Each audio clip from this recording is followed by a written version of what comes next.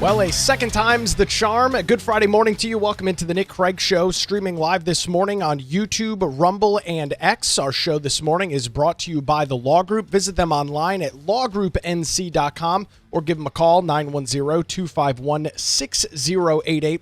We'll have more from the Law Group coming on in a little while, or coming up a little bit later on in the program this morning.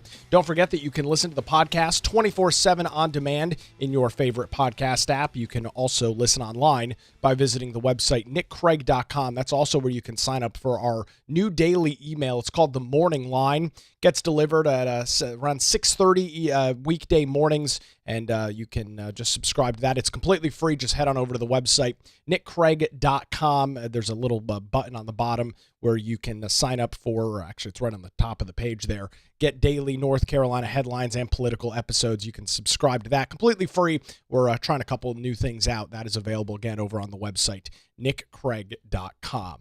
Well, yesterday, President Donald Trump made his way to the Federal Reserve construction project that is ongoing in Washington, D.C., and this has been something that has actually been discussed for quite some time. You have to go back a couple of years to look at this massive renovation project that the Federal Reserve was undergoing. And of course, like anything that the federal government does, it is a project and something that is going on, of course, continually, because as we know, anything as it relates to government takes forever to accomplish. I mean, the simplest task in the world. Hey, let's go sharpen a pencil. Takes 17 years to get done and costs $1 trillion to do because, we can't just, use the pencil sharpener. We need to come up with a new environmentally friendly way to sharpen pencils. So we're going to conduct research all across the globe to find a eco-friendly pencil sharpener solution. And, then we'll figure out how to actually make brand new pencils. And the next thing you know, you've spent $1 trillion trying to sharpen a pencil, because that's how the federal government operates. So you've got the Federal Reserve and their headquarters in Washington, D.C. in a massive, nearly $3 billion renovation. Not construction, not brand new facility, a $3 billion renovation project. Now, to just put this in the scope of how much things cost, and construction, yes, we know is very expensive. The Buffalo Bills are in the process of constructing a brand new football stadium, an entire football stadium. That project is not even going to cost $2 billion. The former Oakland Raiders moved to Las Vegas back a couple of years ago and constructed a brand new football stadium in Las Vegas, Nevada. That facility cost somewhere in the ballpark of like $1.5, maybe a little bit more, $1 billion to construct. We're talking about entire football stadiums, entire sporting venues are coming in at half the cost of not a new construction for the Federal Reserve building, but a renovation project. It would be like the equivalent of you buying a house for $100,000 and then spending $1 million renovating that $100,000 house. Not tearing it down and building a brand new structure. You buy 1,000 square foot, $100,000 home and spend $1 million renovating it. That would not make a whole hell of a lot of sense. That would not be a smart financial thing to do. If you have $1 million to spend on the renovation of a $100,000 home, you're probably better off buying a home that's, $600,000, $700,000, $800,000. That would be a smarter use of your money than spending $1 million renovating a $100,000 home, right? Nobody would do that because it would be absurd and absolutely ridiculous. But nevertheless, federal government. So the Federal Reserve is looking at anywhere between $2.7 and $3 billion for this renovation project. It was first rubber stamped by the federal government back in 2021. And I had to think to myself, what was going on in 2021?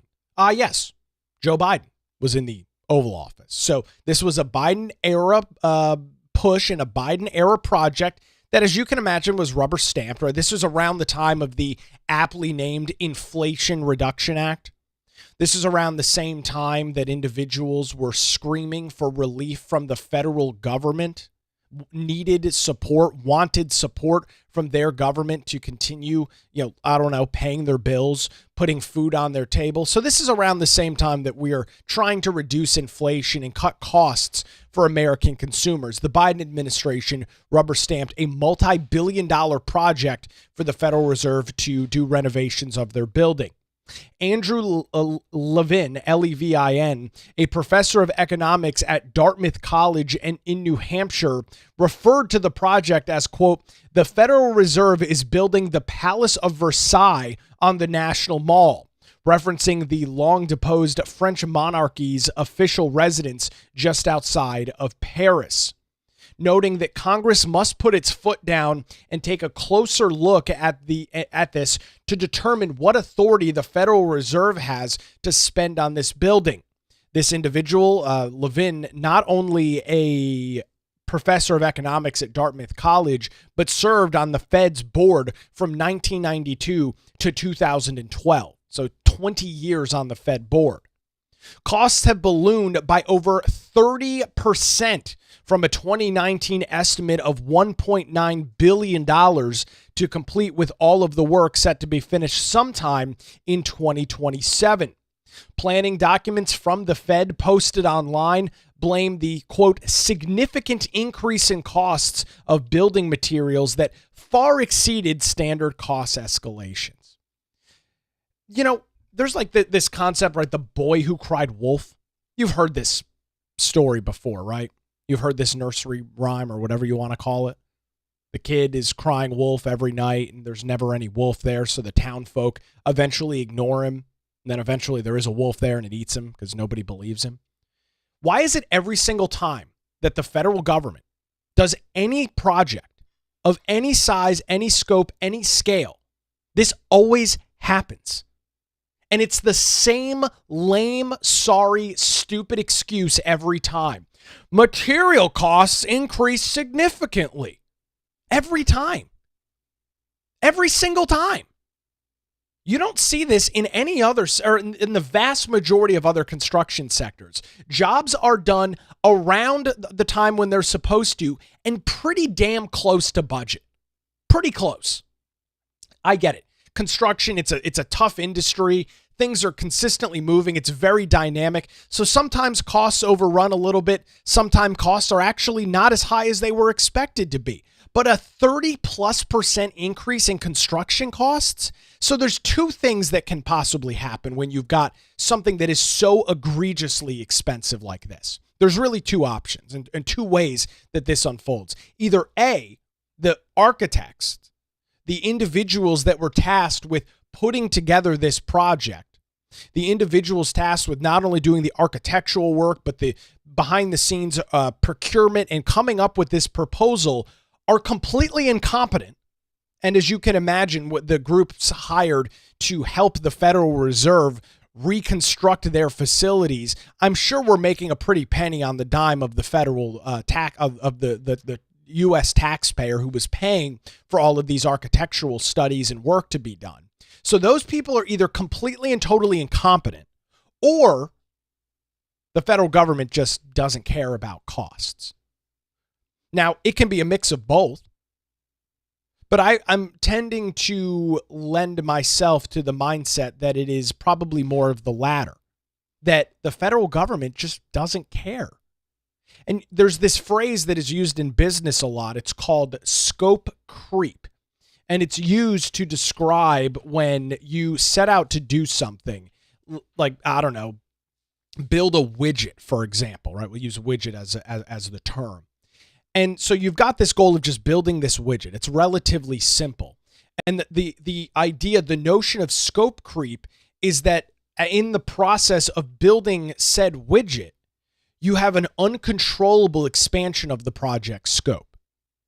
What originally was supposed to be a relatively simple thing to do, and maybe not even simple, but a relatively straightforward project, becomes this ballooning situation where instead of just building the widget, you're now in the process of manufacturing the machinery to build the widget. You're now in the business of refining the raw material to build said widget. It's called scope creep. And what it does is it means that the project's goals, the requirements, and the actual product increase beyond anything that was deemed reasonable or responsible early on. This is a serious problem that business deals with, as, again, business has plenty of concerns in the free and open market, and it's something that is worked on significantly. It's something that businesses have to keep a very close eye on, because if not, what is supposed to be something relatively simple balloons into this uncontrollable animal that ends up costing 5, 10, 15 times what it was supposed to, all in the name of scope creep. And I would suspect that if you look at this Federal Reserve project, this new rehabilitation of the Federal Reserve building, it's likely scope creep. The architects were sat down and were told, here's what you need to do. They did it. And then as the Federal Reserve and as construction has gone on, we'll just add this thing here. We'll just add that thing there. And the next thing you know, you're 30+% over budget. So the project right now is estimated somewhere between $2.5 and $3 billion. And it's completely out of control.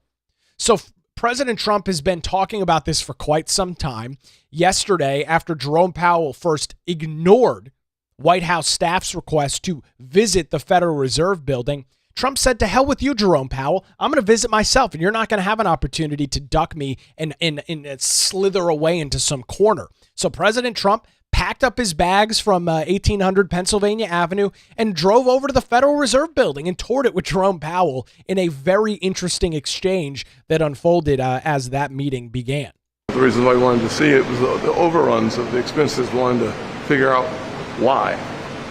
Yeah. So we're taking a look, and it looks like it's about $3.1 billion. It went up a little bit, or a lot. So the 2.7 is now 3.1. I'm not aware of that. Yeah, it just came out. Yeah, I haven't heard that from anybody at the Fed. Yeah, it just came out. Our notes had it about 3.1. So Trump's handing Jerome Powell a letter from his pocket with the costs. I don't know who does that. You're including the Martin renovation. You just added our entire capital plan. Yeah, you just added in a third building is what that is. That's a third building, Well, including no, the but Martin building. it's a building that's being built. No, it was built 5 years ago. We finished Martin 5 years ago. It's part of the overall work. But it's So, not new. So we're going to take a look. We're going to see what's happening, and it's got a long way. Do you expect any more additional cost overruns? Don't expect them. We're ready for them, but we have a little bit of a reserve that we may use, but no, we don't. We expect to be finished in 2027. We're well along, as you can see. Nice to take these off every once in a while when we're not under too much danger. So, any questions? So there's this back and forth exchange. Obviously, Trump has had a relatively heated relationship with Jerome Powell over the last couple of weeks. He continues to put pressure on the Federal Reserve chairman to lower interest rates. We'll get into some of his commentary on that here in just a few minutes. So it's not been the greatest relationship with Jerome Powell. Of course, as it stands in Washington, D.C., there's always rumors. There's always anonymous sources speaking to the media. And so you've had over the last 3 weeks, anonymous sources saying Trump's going to fire Jerome Powell. And then a day later, anonymous sources say that's not true. And then the day after that, more sources say he's going to fire. Then people come out and say, no, we're not firing Jerome Powell. So that's been a little bit of the relationship over the last couple of weeks. Trump continues to state that the Federal Reserve chairman and the Federal Reserve itself is not lowering interest rates when they should be. And that's causing continued high prices for American consumers, not directly with inflation, but when you look at interest rates and the impacts that it has, predominantly it affects the housing market. When you've got mortgage rates at 6, 7, 8%, which is what they have been over the last couple of years, it becomes incredibly more expensive to buy a home. And you go back just 5 or 6 years ago, mortgage interest rates were 2.5 to 3.5%.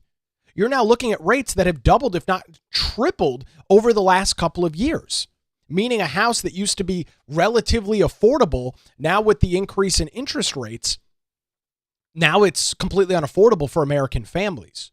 Trump continues to put pressure on the Federal Reserve, continues to call on them to lower interest rates to provide some relief to the American public.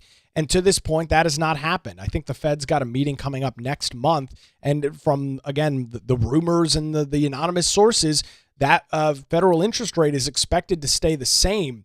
Except the one difference is that apparently members of the Federal Reserve Board, not all of them are going to vote in favor of keeping the interest rate at exactly the same. And we're going to get some details on this. So working with a guest for next week to discuss a little bit about this and the impacts that has. And so I lay all of that out to bring to you the relationship that exists right now between Jerome Powell and President Donald Trump. It is anything but a friendly relationship. The fact that Jerome Powell, from reports, ignored White House staff's request to tour the facility, Trump said, screw it, I'm just going to go myself. And that's exactly what he did. Getting a great comment coming in on our Rumble live chat this morning. Trump is used to talking about building and renovations with contractors from New York City, Chicago, and Atlantic City. I can't believe Powell even tried to correct him about the building timeline.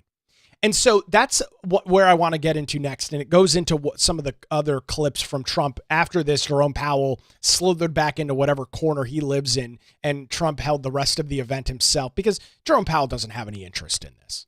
I mean, he is persona non grata with President Donald Trump, and he just doesn't want to be in the limelight. And he got embarrassed by the president. And it's important to note because this is something Trump actually knows about. Now, he's the president of the United States, sure. But this is a field in an industry that he has literally spent his entire life in.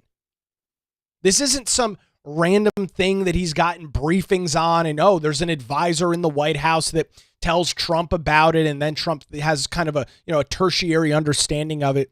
Construction, renovations, major grand projects like this Federal Reserve building are things that Donald Trump uses, or not uses, but President Donald Trump has spent his entire adult life in. Construction in New York City, construction in Washington, D.C., as was noted in our Rumble chat, Chicago, Atlantic City. It's insane. You can't claim that Trump doesn't know about construction. Now, of course, the left, who has an incredible amount of hatred and despises President Trump, they will, of course, give him credit for nothing. It would be very hard for anybody to argue that Donald Trump doesn't know about construction, is not capable of managing construction projects. You can't argue that. I get you don't like the guy. I get you think he's destroying your so-called democracy that you say you care about so much, so on and so forth. I get all of your stupid, ridiculous talking points. Hard to argue that he doesn't know anything about construction.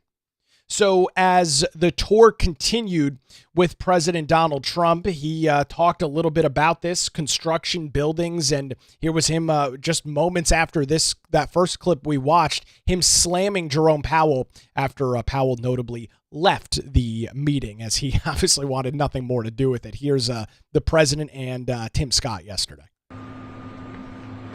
Well, thank you very much, everybody, and it feels very good, actually, to be back on a construction site. If you remember, not so long ago, we rebuilt the old post office into the Trump Hotel, and we sold it to Waldorf Astoria, and it was a great success, and we had great luck with the building. We did a good job. We built it quickly and relatively inexpensively for about $200 million, and that was a big hotel, big project. But we looked around, and Tim Scott's here someplace. Tim, come on up. You saw what we saw, and Yes. The big thing is to get it done. They have to get it done. They have to get it finished. And very importantly, we have to get interest rates lowered in our country. Our country is the hottest in the world right now, but the one section, people are pretty much unable to buy housing. Yes. Because the interest rates are too high. We have no inflation. We have a lot of cash coming in. The tariffs have been unbelievable now. Thanks to People your that didn't leadership. even believe in tariffs are saying, what a great move that was. We have hundreds of... So President Trump, again, continues to hammer down, continues to bring forth the concern of interest rates on housing and why that is such a big problem, talking about the unaffordability of the housing market right now. And, you look at an average 30-year fixed rate mortgage, It's somewhere between 6.6 and 6.8% right now. And so when you look at, that interest rate compared to the 2.5, 2.75% that it was back just a couple of years ago, you are looking at adding hundreds of dollars per month to a mortgage payment, depending on the size of the house and what you're buying it for. It could be thousands of dollars a month on a 30-year fixed rate loan. And so the president understands the impact that that's having on the American consumer. And of course you look here at southeastern North Carolina, not only do you have high interest rates, but you have absolutely exploding property values, some homes literally doubling in their value over the last 4 or 5 years. You add those two things together and it becomes completely unaffordable to buy a home. It becomes completely unaffordable for an American family to look at the process of home ownership. It becomes a very, very tough situation. And so the president continues to talk about the frustration of that, continues to talk about the issues that are existing. And here's a great chart from consumerfinance.gov of all places that shows the interest rates and the impacts that it has on a median sale price home of $355,000 in 2021 with an interest rate of 2.65%. You were looking at a loan of about a mortgage payment of about $1,600 a month. And that's, PMI and everything associated with that. You then jump to late last year where you had interest rates at 6.2%, and that similar home, that similar mortgage payment is now $2,400 a month. So you're looking at an increase of $800 a month in your mortgage payment? That makes the vast majority of housing unaffordable. And that's what the president continues to harp on as it relates to the Federal Reserve, continues to harp on Jerome Powell, lower the damn interest rates. And of course, from the Federal Reserve standpoint, they continue to say that, we're trying to get down to our benchmark rate. We're trying to do this. We're trying to do that. And many folks, I think rightfully so, are starting to wonder if these decisions, if the discussions that are happening over interest rates are starting to become political. I mean, you had interest rates being cut, lo and behold, just right before the election period to try and provide some relief to the economy. And I think a lot of folks are seriously questioning whether or not these decisions are being made from a true financial perspective, or if they are being made at least somewhat from a political perspective. And I think that's a fair question to ask. I think that's a fair thing to wonder in our unfortunately hyper-politicized environment that we live right now. Here's HUD Secretary Scott Turner just a couple of days ago talking about this exact issue and the impact that it's having. HUD, Housing and Urban Development. Take a listen. Well, I want to see responsibility and not negligence. I don't want to see personal vendettas. The American people deserve to be able to afford to buy a house. First-time home buyers, refinancing. So we need interest rates to come down. The president, Congress, from a fiscal standpoint, are bringing costs down. Now, from a monetary standpoint, we need interest rates to come down.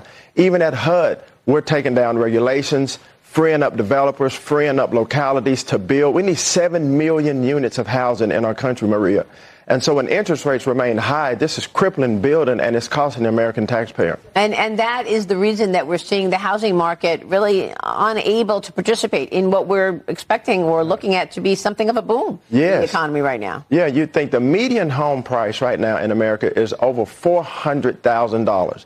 That's a 21% increase since 2023. And that's the median. That's the median. Yeah. And so you have people, middle America, middle-class families working hard to take care of their families every day, having to spend 30 to 50% of their earnings just on their mortgages or their rents. And so they can't even afford to buy a home if they wanted to. And so I think that Mr. Powell needs to bring down interest rates. And if he can't bring them down, step down so that someone responsible and who cares about the American people can get this economy. And there you go. I mean, there you go, right from the source.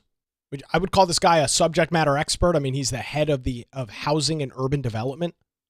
Scott Turner, knows a little bit about housing. I would argue he's in that position for a reason, and he's calling out the same nonsense.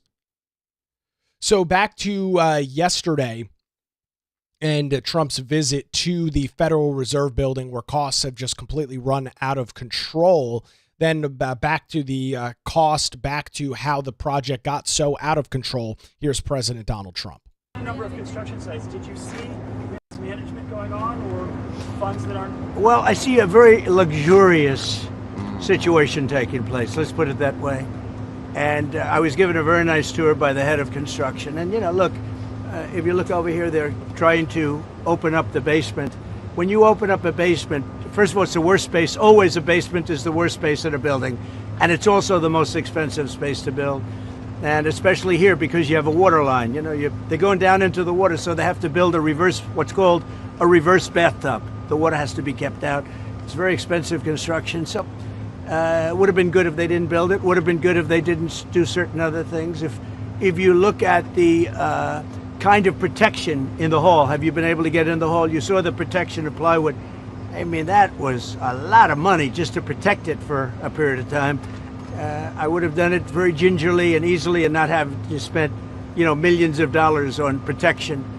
And there are things that could have been different. Look, there's always Monday morning quarterbacks. I don't want to be that. I want to help them get it finished. It's been going on for years, and I want to help them get it finished. So there's the president, his commentary there on the building. Again, a subject matter, an industry that he knows incredibly well, an industry that he has spent the vast majority of his adult career working in, an industry that I would venture to say he knows a whole hell of a lot about it, gained him the incredible amount of wealth that he has, almost all of that coming from real estate, development, and construction. So if you're somebody listening that is not a huge fan of President Donald Trump, put all of that, put your personal feelings for the president aside and just look at the industry in which he has spent his career in. And just in one small example, he talks about to while the renovations are going on, they've purchased, millions of dollars, hundreds of thousands of dollars worth of plywood to just plaster all over the place. What happens when the project is complete? Oh, they take the plywood and they get rid of it. And so, those are just small things here or there that the president is talking about. And again, these are things that the federal government just doesn't worry about. And it's not even a federal government issue. I mean, this happens in state and local governments too. I mean, look at the monolith that they've constructed here in New Hanover County in the parking lot of the strip club. I mean, you walk in that facility, it's just gaudy and ridiculous. And it comes back to the quintessential problem that we have with government: needs versus wants. The Federal Reserve Building was very old. The Federal Reserve Building needed to have maintenance done on it. I am not oblivious to the fact that as a piece of infrastructure, as a facility like this ages, you need to spend money to modernize the facility. There's discussions of making it more ADA compliant, so on and so forth. All of that stuff that is a need. If you've got an old building that is starting to have issues, then you need to spend money to fix it. There is no question about that whatsoever.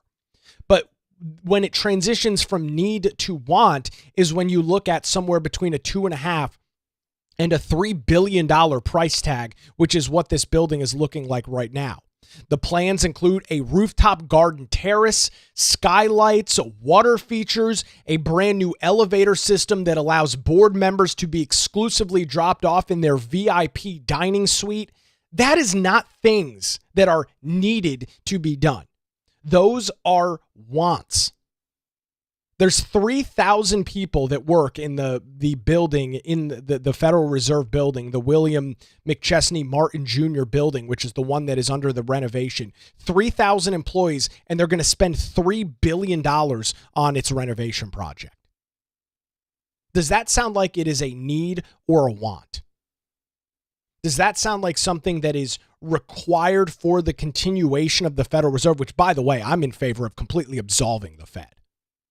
I think, and these calls have been growing it's been an ongoing issue, but over the last couple of months, you've seen more and more individuals now signing on with this notion that it's just time to get rid of the Federal Reserve. To hell with it. It's not mandated. It's not necessary. Time to just get rid of the Fed.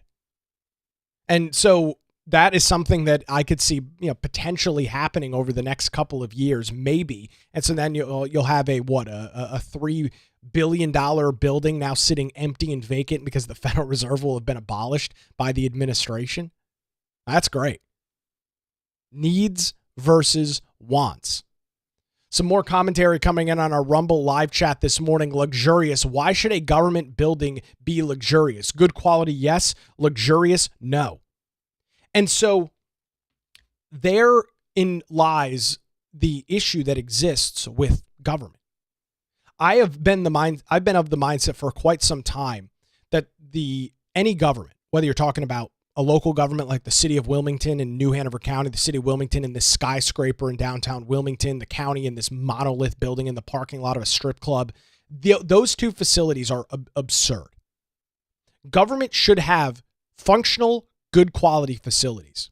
They should be at the cheapest real estate that is available, and they should be the cheapest building possible. Not garbage quality. I don't want the buildings falling apart. I don't want you to have to spend hundreds of thousands, if not millions of dollars a year on maintenance. That's not what I'm advocating for. But you don't need luxurious palaces. But for whatever reason, this happens all over the place. It's not just a federal government issue. There's this want by individuals in elected office to be in these palatial estates, penthouse suites in the city of Wilmington, city skyline views. It's not the role of government. It's not the role of government to have palatial estates to look down on the peons like you and me and rule over us. It's just not the place and not the role of government. So you've got the president, who is rightfully so pretty ticked off about this whole process, pretty frustrated by what is going on right now. And I think he's absolutely spot on. The Federal Reserve is losing money. The Federal Reserve is keeping interest rates high, keeping everything inflated, yet here we are spending $3 billion, not on brand new construction, but on the renovation of an already existing building. It is absurd. It is the quintessential definition of the federal government being out of control. When Donald Trump campaigned on and talks about waste, fraud, and abuse, this project at the Federal Reserve is the quintessential definition of it. It's not necessary. It's not required for the continued operation of the entity. It is nothing more than government bureaucrats spending taxpayer money because they have no vested interest in it. And we see it all the time. We see this discussion and we see these projects consistently. And it comes down to the simple fact that the individuals that are supposed to be good stewards of our money, the individuals that are supposed to be responsible with cash, with taxpayer dollars, are not fiscally responsible. They're incapable of saying, maybe we don't need a $3 billion renovation project. They think they're owed it. They believe that it is their right to have this project, that it is their right to have this Palace of Versailles that exists in Washington, D.C., so Jerome Powell and the rest of the federal board members can hop on their VIP elevator so they can go have lunch. Really? When I'm dealing with issues at my home, when I'm dealing with home improvement projects, I'm always trying to figure out how to save a buck. Always trying to figure out what can I do to lower the costs on this. Does government ever do that? Very infrequently, very rarely. And the end result is those individuals feeling like they are entitled, that they are empowered to go forth with such a ridiculous project. I'm glad Trump called Jerome Powell out on it. I'm glad he called the Federal Reserve out. It's something that, again, he knows a lot about. And it is unfortunate that we're here. But at this point, the damage is done. I mean, the construction is underway. The renovation is underway. And they are, of course, opening the basement first. As the president says, the most expensive, most useless part of the building, the basement. That's what they're opening first in this grandiose project that was rubber stamped under the Biden administration back in 2021. So let me just look real quick. I don't exactly know when the next Federal Reserve meeting is. I think it's sometime in the month of August. Let's see, January, June, July. Not exactly sure when their next meeting is. It should be coming up here, presumably in the next couple of weeks. And with that, you will likely see a similar situation take place. Actually, no, their meeting is coming up next week, actually, July 29th and 30th. So it'll be next Tuesday and Wednesday when the Federal Reserve is set to meet once again. All rumors, all indications, they're going to keep interest rates exactly where they are right now. Trump will double down on his calls to lower the interest rate, and we'll see specifically in the Fed minutes and in some of the commentary from some of the other board members if there's starting to be a little bit of a revolution inside the Fed, and if various Fed board members will start dissenting from the rest of the group and saying, yeah, it's time to start cutting rates.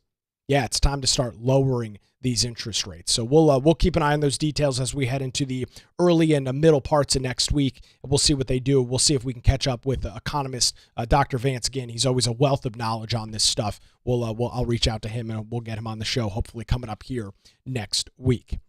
Before we continue this morning, I do want to tell you about the Law Group and thank them for their continued support of the show. When legal challenges arise, make sure you put your trust in the Law Group right here in Wilmington. For over 20 years, since 2003, their experienced attorneys have provided high-quality, affordable legal services across the eastern half of North Carolina. Whether you're facing a divorce, navigating real estate transactions, or maybe you're in a position where you need a strong defense, the Law Group has your back. Their dedicated team ensures your questions are answered and issues are resolved as quickly as possible. Great news, folks. They are located in downtown Wilmington and just a free phone call away at 910-251-6088, or you can visit their great website, lawgroupnc.com. That's 910-251-6088, or their website, lawgroupnc.com. The Law Group, experience and dedication you can rely on. We appreciate the Law Group and their continued support of the Nick Craig Show. We'll grab a quick break and round out a Friday edition coming up after this as the Nick Craig Show rolls on, streaming live this morning on YouTube, Rumble, X, and Facebook, and of course, 24/7, wherever you get your podcasts.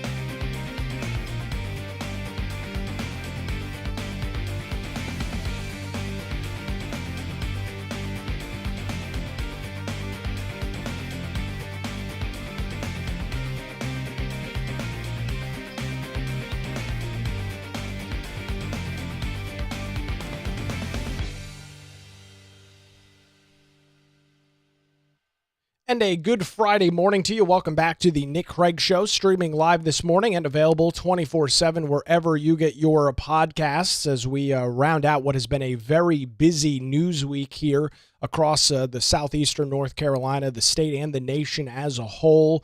But I caught this. I think I want to end the show on this.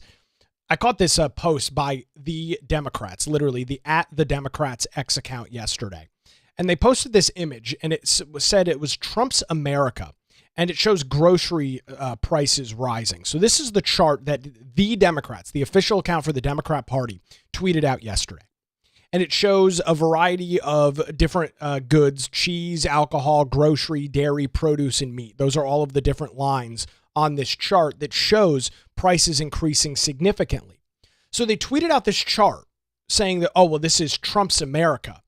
But just to show you how tone deaf and out of touch Democrats are with the rest of the American people, what this chart really shows is that from 2019 through 2020, up until 2021, grocery store prices were relatively level.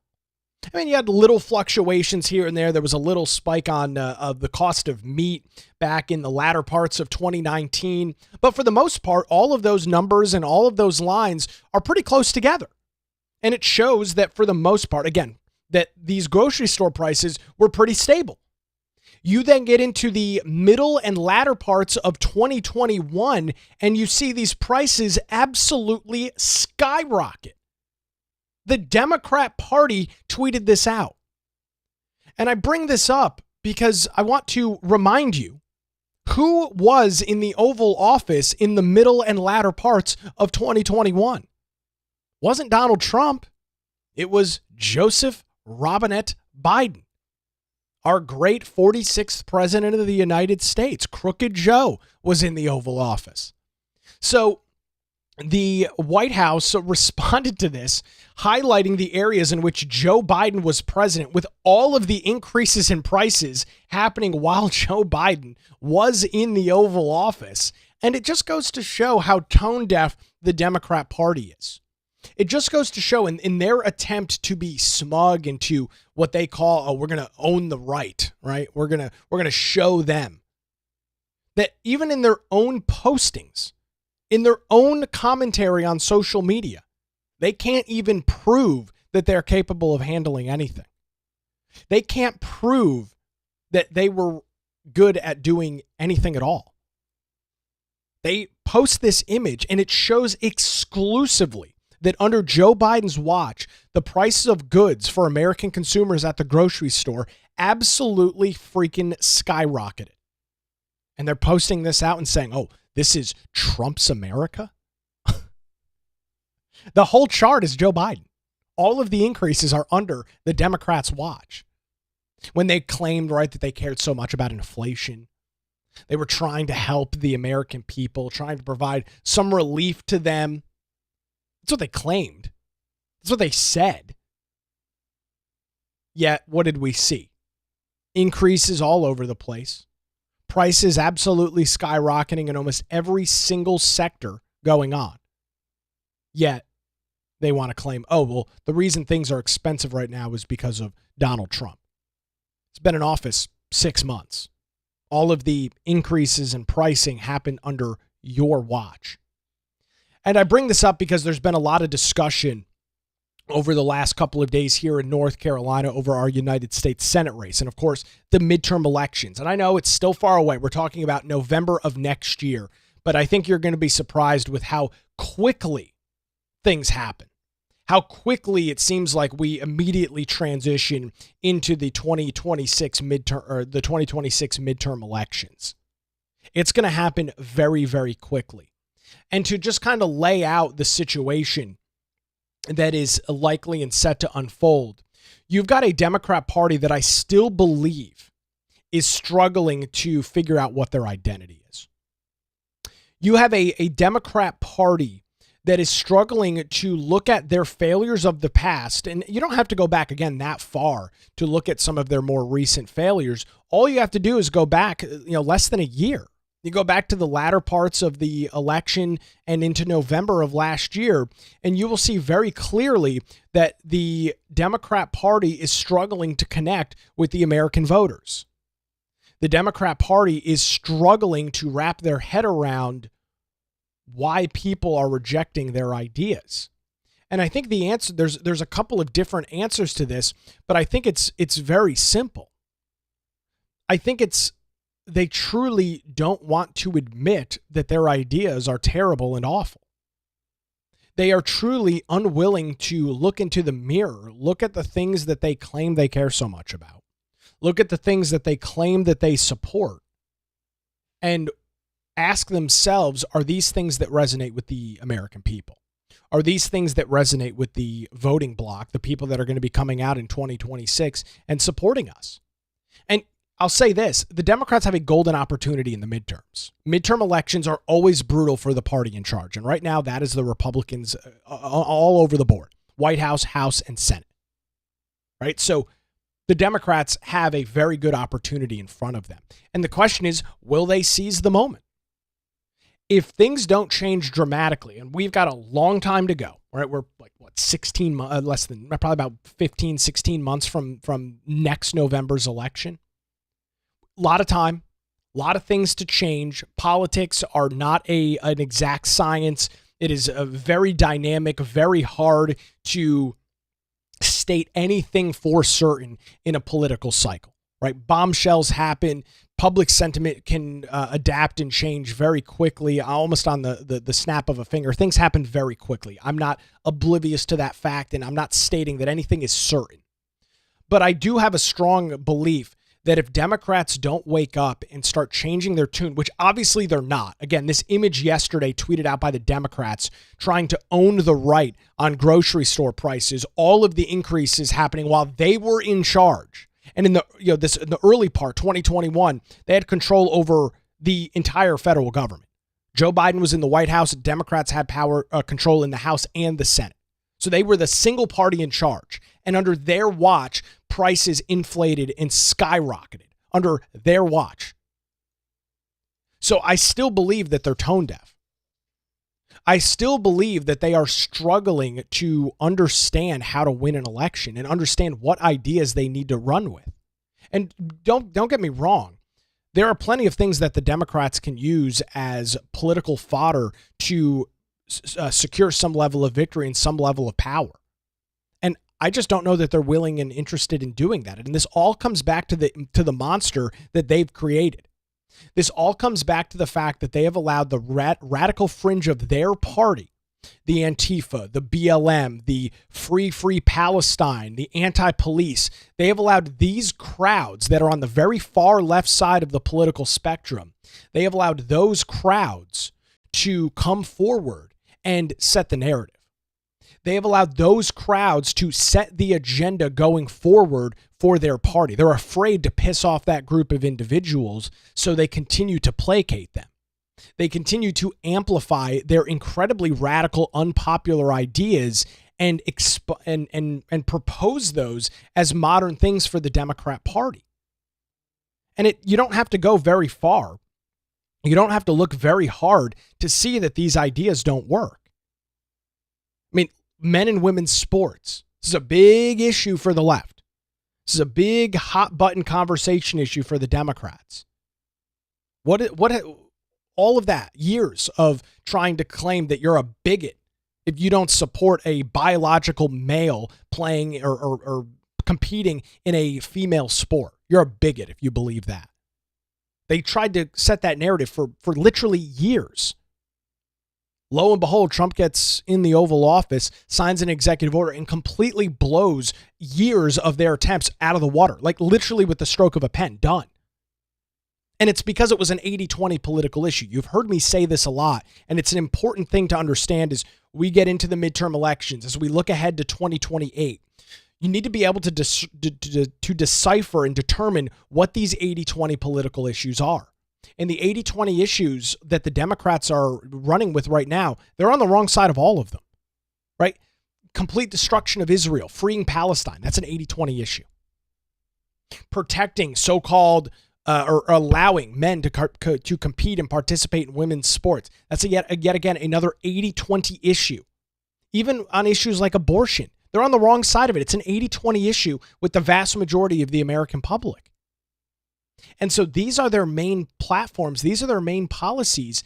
And I'm not sure that they're going to have enough time to course correct. I'm not sure that they have the runway that they need to figure out how to reconstruct the narrative, reconstruct the message, and portray that to the American people as they are the party with the ideas. They are the party with the solutions to the problems that the American people are facing. I'm not sure that they're A, willing, and B, have time to actually do it. And so this image yesterday really kind of sparked this reoccurring notion that Democrats are just out of touch. Democrats, as being pointed out in our Rumble live chat this morning, they only have one platform, Orange Man Bad. Absolutely. I mean, you can even look at what's going on with the Epstein situation right now. They think they're getting one over on the Republicans, getting one over on Trump with, we're going to talk about Epstein 24/7. As I glance over this morning, that's what CNN and MSNBC are talking about once again. And as Joseph pointed out on our Facebook live chat this morning in some back and forth, why weren't the Democrats worried about this issue 3, 4, 5, 6 years ago? Republicans have been talking about it the whole time.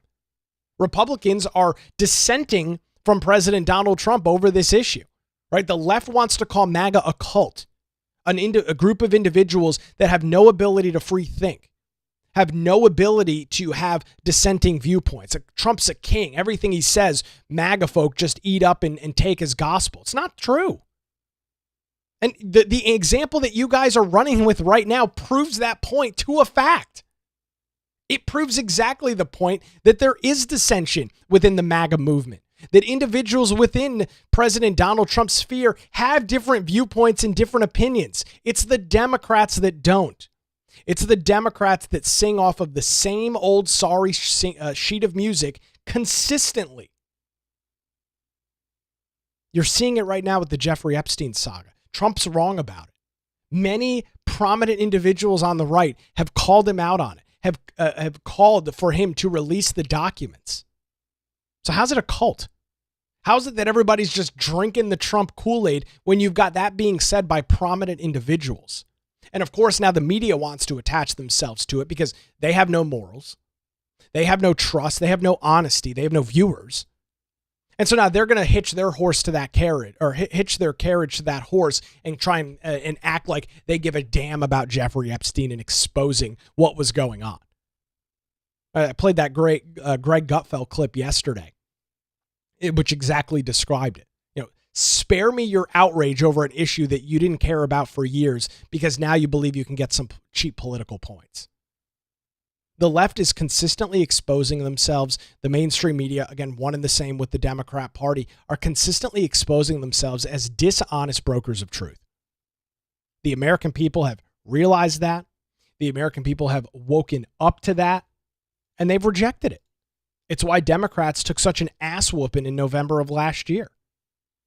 It's why the Democrats are struggling to figure out why they can't win elections and why they can't win over the hearts and minds of the American public and the American voters. Plain and simple. So, again, busy week, kind of looking forward to what we're going to see coming up next week here in North Carolina. The General Assembly is back. They took their July recess, a couple of weeks off for state lawmakers. As it stands right now, there are 14 vetoes that the Democrat Governor Josh Stein has signed. With those 14 vetoes, lawmakers are expected to be overriding a variety of them on coming up as early as next Tuesday. That's when state lawmakers will be back in Raleigh. A lot of those things, they deal with diversity, equity, and inclusion, border security, a lot of hot button political issues that Governor Josh Stein did veto. Republicans in the GA will try and deal with that next week. We'll have a continued coverage and really dive into some of the pertinent details on all of that coming up next week. It is set to be a very hot weekend. We've got excessive heat warnings that are set to be in place over the next couple of days. Looking at the latest forecast from WECT, feels like temperatures today plus around 105 degrees, 110 Saturday, 110 on Sunday. Real field temperatures between 105 and 110 on Monday. It is going to be a very, very hot couple of days across southeastern North Carolina. So be advised if you've got any outdoor plans or activities, it is going to be an absolute scorcher. Thanks to the Law Group for their continued support. Give them a call, 910-251-6088, or visit their website, lawgroupnc.com. That's going to do it for a Friday edition of The Nick Craig Show. Thanks for joining us live, 7 a.m., YouTube, Rumble, X, and Facebook, and 24/7, wherever you get your podcasts. Have a great weekend. We're back with you Monday morning right here on The Nick Craig Show.